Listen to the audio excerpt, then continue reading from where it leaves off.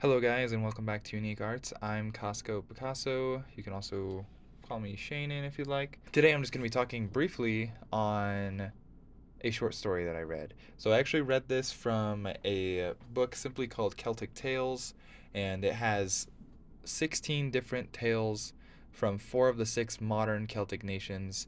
You get stories from Ireland, Scotland, Wales, and Brittany. There are no stories from the two smallest of those Celtic nations, at least population wise, for speakers of those Celtic languages. So you don't get Isle of Man or Cornwall, which I thought was a little disappointing.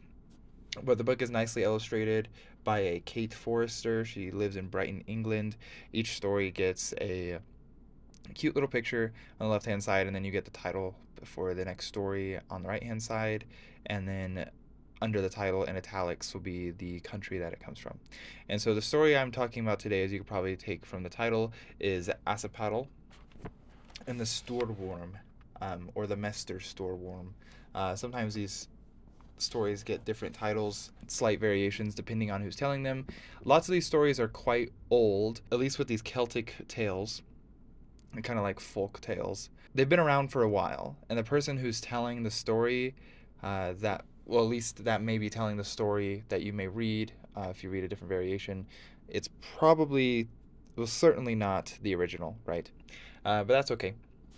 And this story is actually from Scotland, and despite being from Scotland, it's actually from the Orkney Islands, which makes it a bit different. So if you're unaware, Scotland has a lot of different regions, of course, with the lowlands, the borders, um, the Western Isles, and the Highlands, the Western Highlands and stuff. And there's all that. But then there's also Orkney and Shetland, which are small groups of islands to the north of Scotland.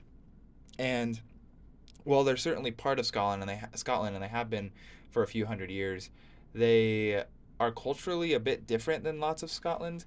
I mean, the Celtic parts of Scotland, at least the Gaelic part of Scotland, is generally confined to the Highlands and the Islands, while the Lowlands is very much more anglicized. That's where you get the borders, and lots of the other like largest cities are all lowland cities.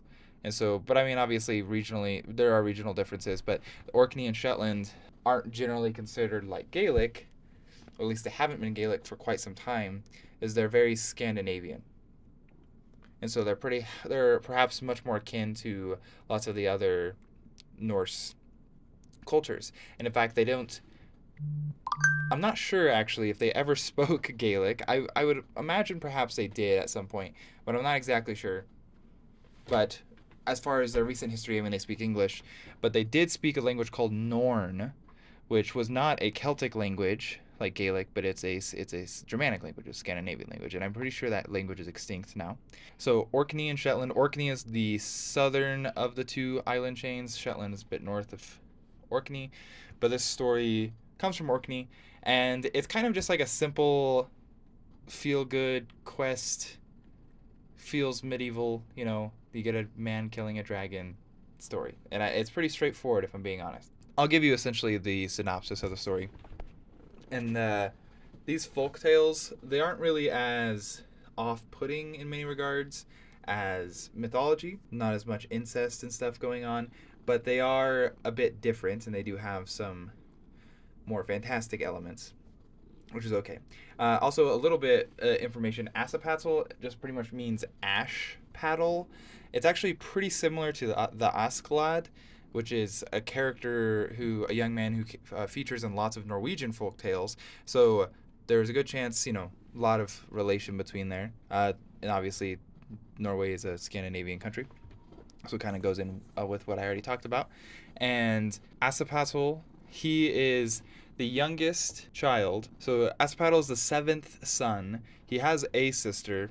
I'm not sure if he has another one, but it only mentions one sister. He's frequently teased by his brothers because he's essentially more lazy than his brothers. And a bit more idle, is perhaps more neglectful, but he's often neglected himself, and so he's kind of just dressed in rags. His kind of like a Cinderella thing. Cinderella hangs around the fireplace, hence the name she's given, Cinderella. Assipattle Ash, he's the same way, actually. He pretty much just carries out menial tasks, but he likes to avoid work as much as possible. So his brothers don't really care for him much, which is fair. I mean, if you're living in a time where you have to work, then it could be frowned upon if you're not working. But Assipattle's actually pretty close with his sister, but his sister goes to be the maid to the princess of the kingdom. And pretty much right after that, a giant Stoor worm has arrived. And it's pretty much just a giant dragon. I guess you could call it a sea serpent. It lives in the sea. In fact, this Celtic Tales book has 4 different sections. It has tricksters, quests, romance, and the sea. And this story is one of 3 in the sea. And so, although I feel like it could perhaps be seen as a quest, although not in the most basic sense, I suppose. But yeah. But a giant Stoor worm, just giant sea dragon, he's arrived in the kingdom, and he's, super destructive. So essentially, to appease him, the wizard in the king's court says we have to offer 7 virgins every Sunday to appease him. They have to be sacrificed to the monster. So they're doing that for a while. It doesn't explicitly say how long, but people are really upset about it, as you may imagine. And so eventually, because nothing's really changing, they go to the wizard again. The sorcerer eventually says, well, after asking for more advice, the sorcerer says that the princess is going to have to be sacrificed.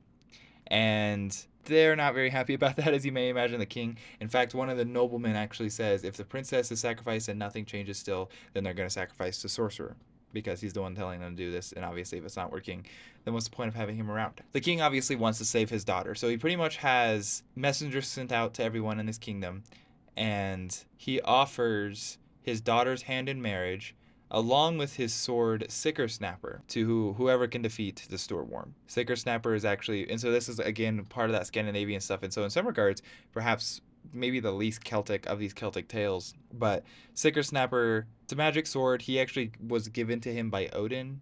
It's pretty much means severe biter. So I mean, I think it's kind of cool name for a sword. But he had it. Well, he wasn't given it to him explicitly from Odin, but he had inherited it originally from Odin. It originally came from Odin. So it's a magical sword. And messengers go out to, they're trying to recruit a young man who can save them, kill the Stoor worm. And Assipattle hears about it. Most of the heroes pretty much shy away from the challenge because just how daunting the Stoor worm is. Like, once they see it, they're like, okay, nah, it's like, I'm out.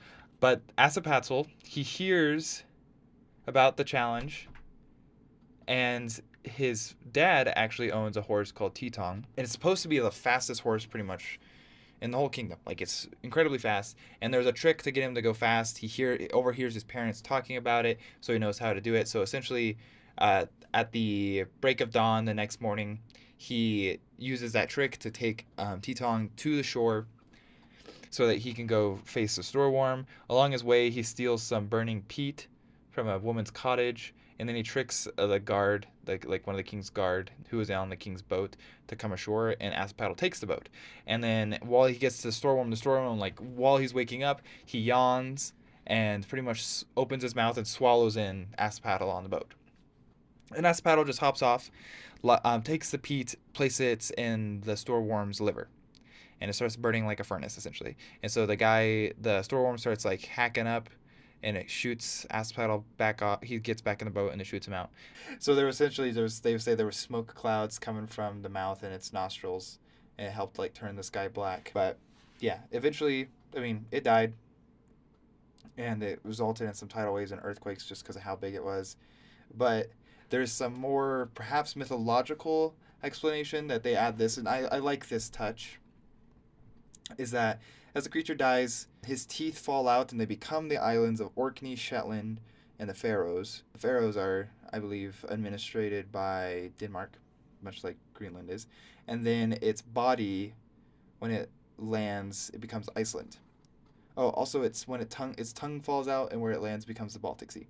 So I mean, pretty interesting. And the king's obviously super happy. He gives his daughter and the sword to Assipattle. One that I was a little confused perhaps why they added it, I guess I wasn't expecting it, is that it turns out the king's wife was actually having an affair with the sorcerer, and so Assipattle chased them down with Tigong. Translation of the book that I have, they just call him Go Swift, So that's just shows you, I guess, some variance you get with stories like this. But essentially, he takes the horse and he goes and slays the sorcerer, and then the queen gets imprisoned. So I mean, there's that. But then he kills him with the sicker snapper. And true to his word, pretty much King allows Assipattle to have the kingdom, and because he marries the princess. And the festivities last for 9 weeks, and the couple lived happily ever after. So kind of straightforward, nice, sweet. I like it because perhaps it's so straightforward and it's relatable. In some regards, I like modern stories that are willing to kill people off that you like, but it's always nice when you can get a story that, I mean, perhaps if the story was more flayed out and was larger, more extensive, then we get stuff like that. But because obviously they killed plenty of people, but mostly just the virgins of the kingdom. But yeah, pretty interesting story. If you are interested in the book, it shouldn't be too hard to find. If you're interested in perhaps me doing a video on another one of these stories from these Celtic tales, they're all pretty simple and straightforward.